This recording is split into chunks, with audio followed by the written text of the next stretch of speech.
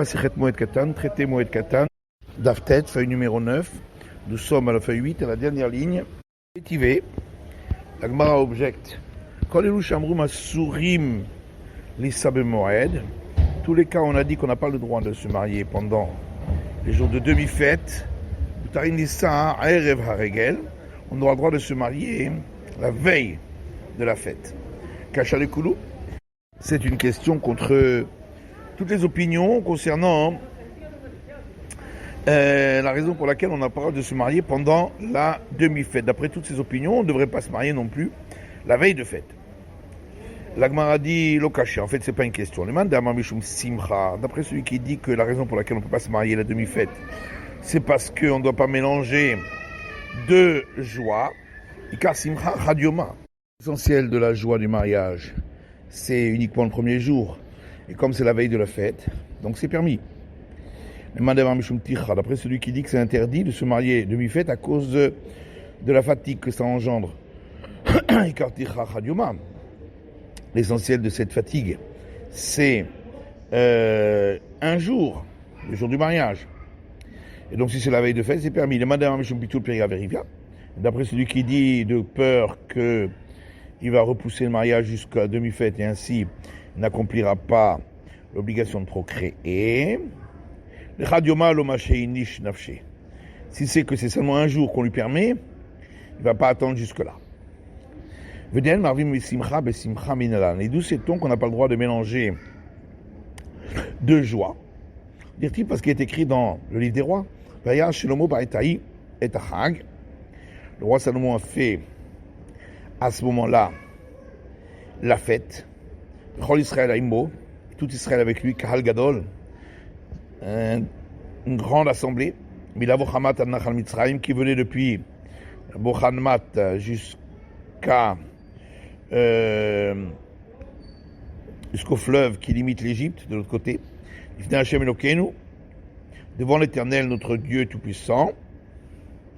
Shivat Yamim et Shivat Yamim, 7 jours et 7 jours. Donc 7 jours de fête des cabanes et les 7 jours qui précédaient pour l'inauguration du temple. Arba Asayom, ce qui fait 14 jours. Or, si on dit qu'on peut mélanger les fêtes, le roi Salomon aurait dû attendre la fête des cabanes et faire 7 jours de fête pour les deux joies en question.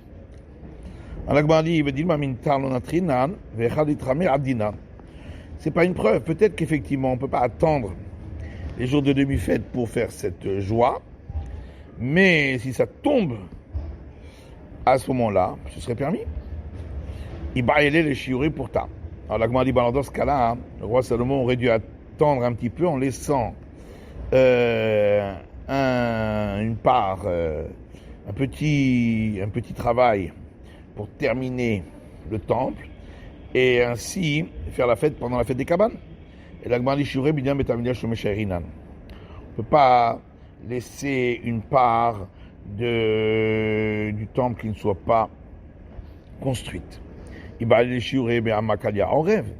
La Gemara dit, il aurait pu laisser la dernière coudée qui se trouve tout en haut sur le toit du palais du temple, où il y a des pics pour empêcher les oiseaux, les corbeaux de nicher sur le toit du temple. Il aurait pu laisser ça jusqu'au dernier moment pendant la fête. La Gemara dit, Amal Kalia Orev Tzorer Binyan Haba et tout. Cette coudée où il y a les pics pour empêcher les corbeaux de nicher, ça fait partie de ce qui est nécessaire dans la construction du temple et donc il ne pouvait pas laisser de côté. Et la Mide Maïtakra, en vérité, la raison pour laquelle on n'a pas le droit de séparer deux joies, c'est puisque le verset a écrit des mots en plus, puisqu'il est écrit 14 jours. Shivat Yamim le Mali. Pourquoi avait-il besoin d'écrire 7 jours et 7 jours? De là, on apprend que les 7 jours de fête des cabanes, les 7 jours de fête du temple devaient être séparés les uns des autres. Amar Parnach, Amar Rabbi Yochanan, Dira Parnachonon Rabbi Yochanan, Shana lo yazu Israël et Yom Kippourim. Cette année-là, le peuple d'Israël n'a pas jeûné à Kippour, puisqu'il tombait dans les 7 jours de fête de la consécration du temple. Et ils ont eu une crainte que peut-être qu'à cause de cela, les ennemis d'Israël, mais ici c'est un euphémisme, ça veut dire peut-être que le peuple d'Israël serait sanctionné d'être détruit à cause du jeûne de Kippour qui n'a pas été observé. Et c'est Abatkol ve'amra lahem. Est sorti une voix céleste et leur a dit vous êtes tous invités et prêts pour entrer dans la vie du monde futur. Donc, ça a été pardonné. Maïdarouche. De quel verset ont-ils appris? D'où ils ont appris qu'on pouvait ne pas jeûner et qu'on ne devait pas jeûner ce jour-là de Kippour. À Mokal Vachomer, ils ont dit c'est un argument a fortiori. Si déjà le tabernacle, dont la sainteté n'est pas une sainteté éternelle, le Korban Yachid Doché Shabbat, et ils ont apporté des sacrifices de particuliers, c'est-à-dire des princes d'Israël pendant les 12 jours de la consécration du tabernacle. Et ces sacrifices ont repoussé le Shabbat, puisqu'ils ont été offerts même le Shabbat, des sources qu'il a, où il y a un interdit dont la sanction est la lapidation, Mikdash, le château l'âme. Alors à plus forte raison pour le temple, dont la sainteté est une sainteté éternelle, le Korban Tzibour, et où il s'agit d'un sacrifice public. Le Yom Kippourim d'Alush Karet, et le jour de Kippour, il y a seulement la sanction de retranchement qui est moindre. Le Kol Sheken a plus forte raison que ça repousse Kippour. La Mayoyu Doagim. Alors pourquoi ont-ils eu un souci? C'est que là-bas, pour le tabernacle, c'est des sacrifices qui ont été apportés. Et donc, qui sont pour le Très-Haut. Alors qu'ici, ils ont mangé et bu. Donc, pour leur propre corps à eux-mêmes. La Gemara dit, alors, ils n'avaient qu'à apporter uniquement les sacrifices et ne pas manger ni boire. Et la Gemara répond, il n'y a pas de joie sans manger et boire. Et d'où sait-on que la consécration du tabernacle a repoussé le Shabbat. Si c'est parce qu'il est écrit concernant les sacrifices qui ont été apportés par les princes d'Israël, le premier jour, etc., et ensuite le 7e jour. Donc s'ils ont offert pendant 7 jours, c'est que forcément ils ont offert pendant Shabbat.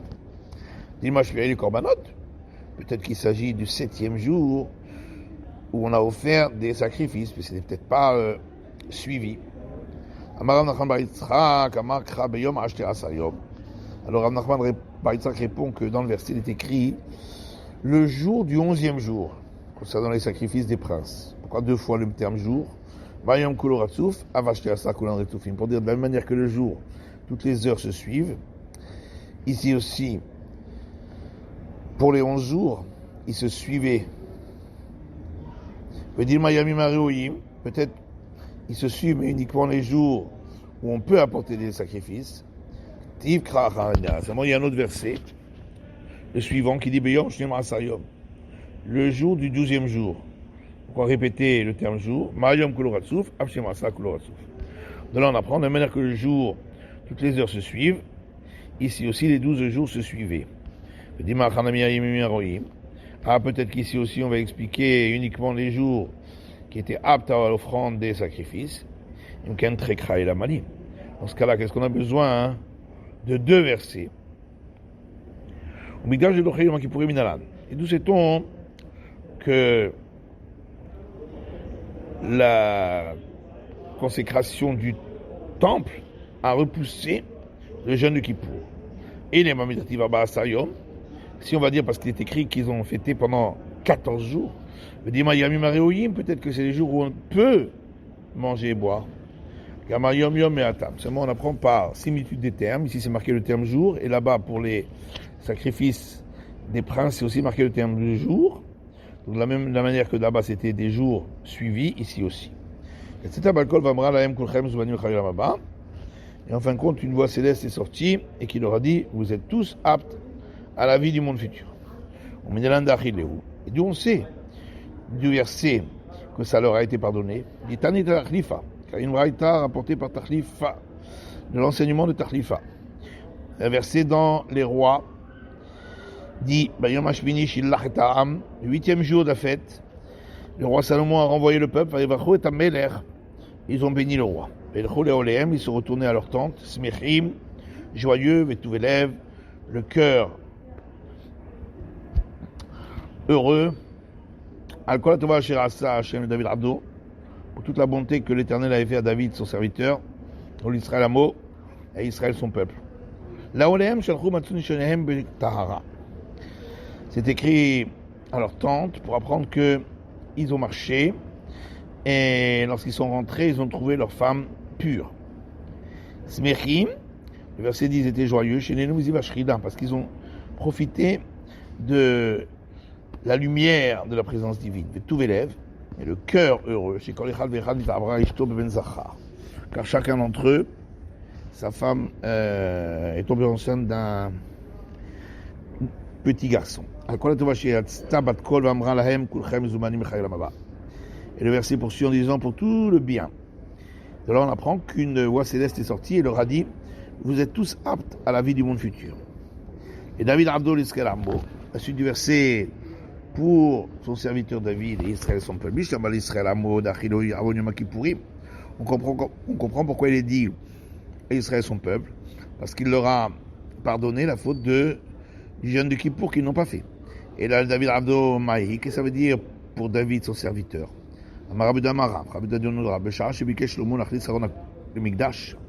Lorsque le roi Salomon a voulu faire entrer l'Arche Sainte dans le sanctuaire du temple,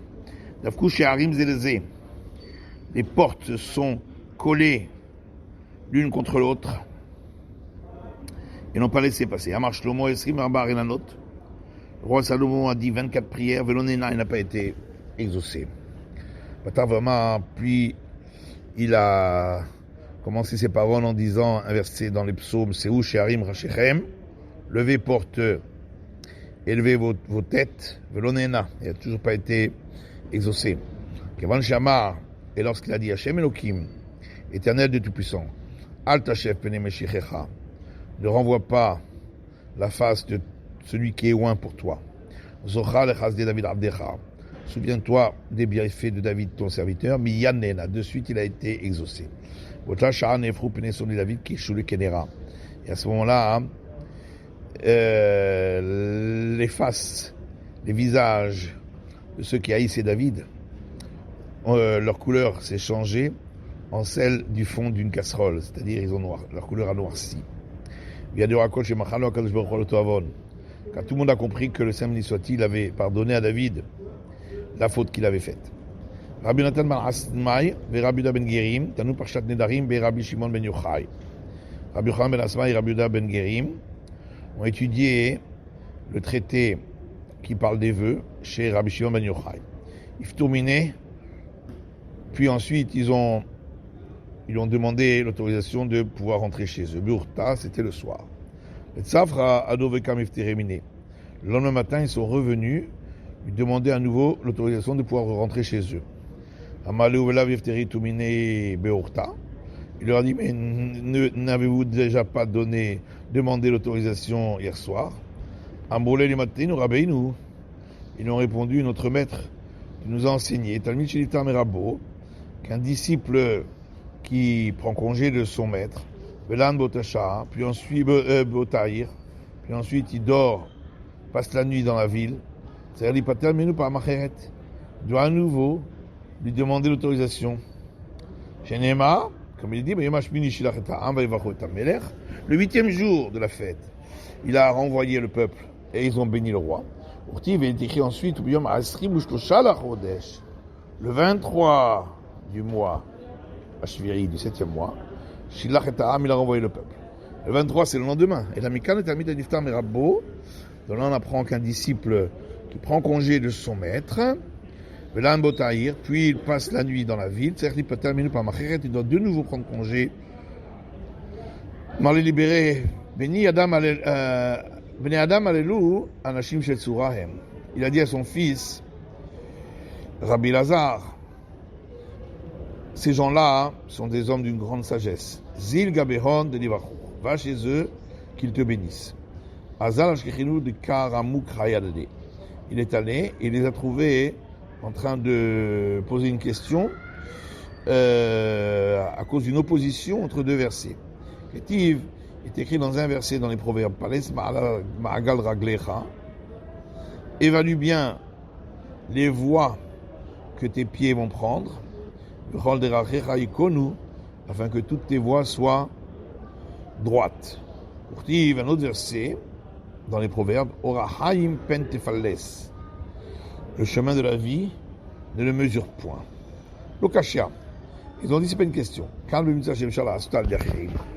Dans un cas, on parle qu'il y a deux obligations religieuses qui se présentent à l'homme, une plus importante que l'autre, et la moins importante, elle pourrait être faite par d'autres personnes. Dans ce cas-là, il devra choisir son chemin et prendre l'obligation la plus importante. Mais l'autre verset parle dans le cas où l'obligation religieuse la moins importante ne peut pas être faite par d'autres. Et là, il est obligé de la faire là aussi, il ne peut pas choisir. Puis ils se sont assis à nouveau et se sont posé la question suivante. Ktiv s'écrit dans les Proverbes, l'étude de la Torah est plus chère que des pierres précieuses. Et toutes tes affaires n'ont pas la même valeur qu'elles. Puisque c'est dit tes affaires, ça voudrait dire que les affaires du ciel, elles ont la même valeur. Il y a un autre verset où il dit tous les biens, même ceux du ciel, n'ont pas la même valeur que l'étude de la Torah. Donc même les biens du ciel, donc les obligations religieuses, n'ont pas autant d'importance que l'étude de la Torah. Et ils ont répondu, quand on dit qu'elle a une moindre importance, c'est lorsque l'obligation religieuse peut être faite par d'autres, et donc c'est d'autres qui doivent la faire. Quand on a dit que ça a autant d'importance, c'est si cette obligation religieuse ne peut pas être faite par d'autres. Alors c'est à lui de la faire, et il ne pourra pas étudier pendant ce temps-là. Puis, les sages lui ont dit, que fais-tu là? Il leur dit, mon père m'a dit, va chez eux pour qu'ils te bénissent. Ils lui ont dit, que ce soit la volonté au ciel, que tu sèmes et que tu ne moissonnes pas. Tu fais rentrer et tu ne feras pas sortir. Tu fais sortir et tu ne feras pas rentrer. Que ta maison soit détruite et que l'endroit où tu passeras la nuit reste. Et que ta table soit mélangée et que tu ne vois pas une nouvelle année. Kiata les Gabiavou a continué revenu chez son père. Il lui a dit non seulement qu'ils ne m'ont pas fait de bénédiction, mais en plus, ils m'ont fait souffrir. Il lui a dit, mais qu'est-ce qu'ils t'ont dit? Il a répondu, voilà ce qu'ils m'ont dit. Et il lui a donc donné les termes de ce qu'ils ont dit. Alors il lui a dit, mais tout ce qu'ils t'ont dit, ce sont des bénédictions. Quand ils ont dit, tu sèmeras et tu ne moissonneras pas, ça veut dire Tolid Banim velo yamutu. Tu auras des enfants, ils ne mourront pas de ton vivant. Terayel velo tipuk, tu feras rentrer, tu ne feras pas sortir. Ça veut dire Terayel kalata, tu vas faire rentrer dans ta maison une belle fille, une bru. Velo limutu benach de livkun. Et tes fils ne mourront pas de ton vivant pour qu'ils aient besoin de la faire sortir pour la ramener dans sa maison. Tipuk velo terayel. Quand ils ont dit que tu fasses sortir et non pas rentrer, Tolid Benata, ça veut dire que tu es des filles, et que leurs maris ne mourront pas de ton vivant, pour que tes filles doivent revenir chez toi. Les Harou Betar Velitou Pizar. Ils ont dit que ta maison soit détruite et que l'endroit où tu passes la nuit soit reste construit. Derrière Alma ou Pizar. Ce monde-ci est appelé l'endroit où tu passes la nuit. Veille Alma, et le monde futur est appelé Beta, ta maison. Ça veut dire que tu mourras le plus tard possible. Dire-t-il, comme il est écrit, Kirbam Batem Olam, à l'intérieur d'eux, c'est leur maison pour toujours. Alt écrit Kirbam et la Kivram. Il ne faut pas dire Kirbam à l'intérieur d'eux, mais Kivram, leur tombeau et leur maison. Les Valbel Petourar, et que veut dire quand il a dit que ta table soit mélangée? Bivne ou Benata, que tu aies des fils et des filles. L'Otechezé Shata Hadeta, ils ont dit que tu ne vois pas la nouvelle année. De la Tamut Intar, ça voulait dire que ta femme ne meurt pas de ton vivant. Velotin Sivinteta Hariti, et que tu n'aies pas besoin de te marier avec une autre femme et de te réjouir avec elle pendant 1 an, comme la règle de la Torah. Rabbi Shimon ben Chalafta a terminé des Rav. Rabbi Shimon ben Chalafta est allé prendre congé de Rav. Et il a dit à son fils, va chez lui pour qu'il te bénisse. Et il lui a dit, que ce soit la volonté du Saint béni soit-il, que tu ne fasses pas honte et que tu n'aies pas honte. Atagabé Avoua, il est retourné chez son père, il lui a dit, qu'est-ce qu'il t'a dit? Il m'a dit des paroles banales. Il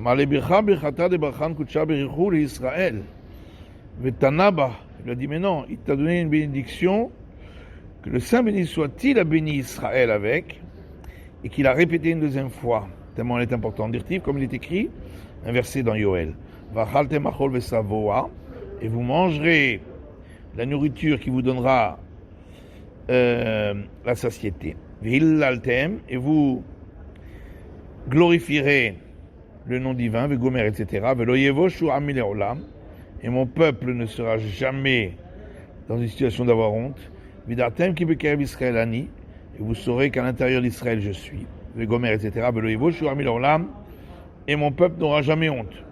Donc c'est répété 2 fois. La Mishnah disait qu'une femme peut s'embellir pendant la demi-fête. Tanoura Banan. Au sage disait Louen Tarchite Nashim. Qu'est-ce que ça veut dire s'embellir? Que les femmes s'embellissent. Kohelet. Elle peut mettre du fard sur ses yeux, sur ses paupières. Ou Pokeset. Et arranger sa coiffure. Maravira Srachal Paneha. Et mettre du maquillage sur sa figure. Vikadamre Maraveret Srachal Paneha Shel Mata. D'autres disent mettre un produit sur ses jambes. Les vêtements de Rav Chizda, mais Kashta Be'anpe Kallata. La femme de Rav Chizda, elle se fardait devant sa belle-fille jour de demi-fête. Yativ Ravuna Barchina, Nanakame de Rav Chizda. Et Ravuna Barchina était assis devant Rav Chizda. Yativ Kamar.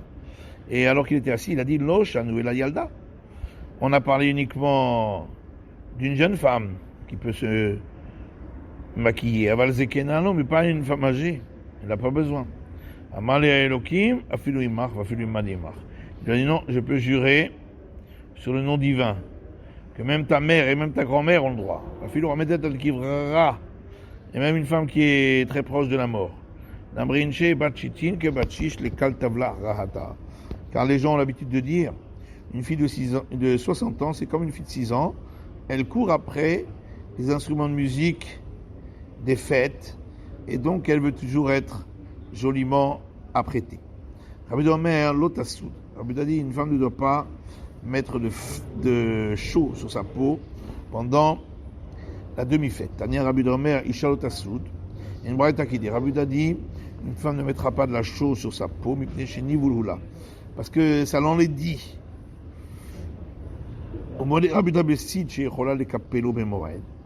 Rabbi est d'accord que s'il s'agit de chaux qu'elle peut décoller avant la fin de la fête, chez Toflato Bemoed, qu'elle pourra donc mettre cette chaux pendant la fête. Chez Afalpi, chez Metzira Hiarshav, bien que lorsqu'elle la met, ça la fait souffrir. Simcha Yachazba, mais quand elle l'enlèvera, elle sera heureuse parce qu'elle sera plus jolie, puisque c'est ça a des effets épilatoires. Mitlele Rabbi Yehuda et Svara. Est-ce que Rabbi Yehuda est d'accord avec, et donc d'accord avec un tel argument? Pourtant on a vu dans une Mishnah, Rabbi Yehuda Ifraim Mehem de Shemitzar. Rabbi Yehuda dit on a le droit de réclamer l'argent que les idolâtres nous doivent pendant la fête de l'idolâtrie, parce que ça va l'attrister et il n'ira pas honorer son idolâtrie. Et les sages lui ont rétorqué, même si maintenant il est triste, il va se réjouir plus tard qu'il a payé ses dettes. Donc on voit que Rabbi Yehuda ne tient pas de ce type d'argument. Rabbi Yitzhak dit, laisse de côté les règles de la demi-fête. Dans tous les cas, on a permis, c'est toujours parce que maintenant, le travail lui fait souffrir, mais ça lui donnera une joie plus tard parce que c'est un travail qui est nécessaire pour la fête. Et donc on voit que dans ce cas-là, on permet pour la demi-fête. Ravina Makouti, la Inyan Piraon, le Olam Betzar. Ravina dit, la raison pour laquelle Rabbi Yehuda n'est pas d'accord concernant les fêtes d'idolâtrie, c'est parce que l'idolâtre, concernant le paiement de ses dettes, il est toujours triste. Il reste triste. Amarav Yehuda, Rabbi Yehuda dit, Benot Israël chez Girol Pirkan, Velo Girol Shanim. Les filles d'Israël qui ont atteint le stade où des poils poussent, mais elles ne sont pas encore en âge pour cela. Donc elles en ont honte et elles veulent s'épiler. Aniot Toflot Totan Bessid. Celles qui sont pauvres, elles mettent sur cet endroit de la chaux. Ashirot Toflot Totan Besolet. Les riches, elles mettent de la fleur de farine. Benot Melachim. Et les filles de roi, Beshem Namor, de l'huile de myrrhe. Chez Neymar, comme il est dit dans le rouleau d'Esther, chez Chachodashim, Beshem Namor. 6 mois à l'huile de myrrhe. Beshem Namor, c'est quoi cette huile de myrrhe? Ravuna Barchia Amar Satkat. Ravuna Barchia dit, c'est celle qu'on appelle en araméen Satkat. Rabbi Yirmiyah bar Ami Amar Shemen Zayit, chez Loï Vishlish. Rabbi Yirmiyah, fils de Rami, dit, c'est une huile d'olive dont les olives n'étaient pas encore arrivées au tiers du développement. Tania Rabbi Yehuda Omer, un pikinun. Rabbi Yehuda dit le Anpikinun dont on parle concernant les offrandes. Chez Menzaïd, chez Loïvishlish, il s'agit d'huile d'olive dont les olives elles-mêmes n'étaient pas arrivées au tiers du développement. Voilà Masachinoto. Et pourquoi on s'en enduit le corps? Chez Meshir et Asear, car il enlève les poils. Mais Aden et Tabassar, et il rend la peau plus douce. Rabbi avait des brata. Rabbi avait une fille, Tafla Ever, et elle a mis de la chaux, mais petit à petit, membre après membre. Chakal Barba Meazouzé. Et lorsqu'il l'a mariée, il a demandé au gendre la somme de 400 zouz, tellement elle était belle. Avait Aoukuti Veshivouté. Et dans son voisinage, il y avait un idolâtre, David Brata, qui avait aussi une fille, Tafla Bechadzimna. Et elle a mis la chaux, elle a fait pareil, mais elle a mis sur tout le corps d'un coup. Meta, elle est morte. Amarkatla Bibi Liberati. Il a dit, Bibi a tué ma fille. Amaram Nachman Bibi, Amaram Nachman dit, Rab Bibi de Shati Shekha. Rab Bibi qui buvait de l'alcool, Baya Benate Tifla. C'est pourquoi sa fille avait besoin de mettre ce produit pour s'épiler. Anan de la Shati Shekha. Nous qui ne buvons pas d'alcool, Lobarian Benatin Tifla. Nos filles n'ont pas besoin d'un produit de ce produit pour s'épiler. C'est la fin de l'étude du DAF tête de la feuille numéro 9.